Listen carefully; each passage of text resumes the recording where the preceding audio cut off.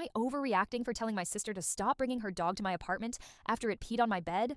Again, my sister, 31 female, has a small dog that she takes everywhere. I love dogs, but she never trains or controls it properly. Every time she visits my apartment, her dog marks something, once on my rug, once on the couch. Last weekend, she came over to help me assemble furniture. I specifically said, "Please don't bring your dog this time." She showed up with the dog. I didn't want to start a fight, so I let it go. A few hours later, I walked into my room and found her dog had peed on my bed. I got upset and told her this is the last time the dog's allowed in my apartment. She rolled her eyes and said, "I'm too uptight and it's just a bedspread. Our mom says I'm overreacting over a little accident."